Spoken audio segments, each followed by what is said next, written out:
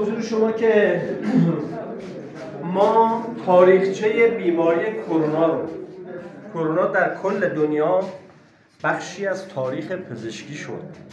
واقعی که اتفاق افتاد و همه دنیا رو درگیر خودش کرد. ما کل تاریخچه‌اش رو که شیوعش از کجا شروع شد، در چه جاهایی شیوع پیدا کرد، در ایران و همدان به چه شکل بود، تعداد تلفاتی که داد، اینجا همه تاریخچه‌اش رو زدیم.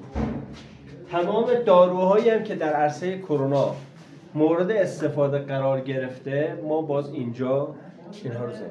دو تن از همکاران عزیز ما که در عرصه کرونا جان خودشون رو هدیه کردن و شهید شدن، در عرصه کرونا جان باختن، اینجا ما عکسشون رو زدیم.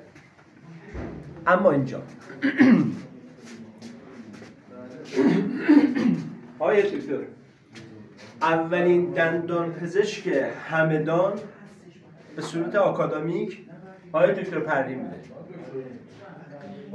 اجداد ایشان به صورت تجربی کار میکردن که بعداً آقای دکتر اسماعیل پروین میره توی لبنان بیروت تحصیل میکنه، مدرک میگیره، اونجا ازدواج میکنه و حاصلشان میشه با یک زن بیروتی میشه این آقای دکتر پروین که میاد میشه اولین پزشک دندان پزشک همدان. این تمام وسایل آقای دکتر پروینه، هدیه کرده به اینجا، خودشان رحمت خدا رفتن.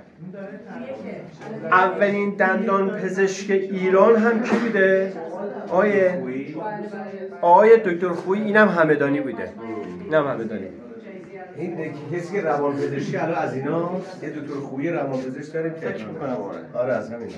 اینا تجهیزات آقای دکتر علیزاده است. دکتر جلیل علیزاده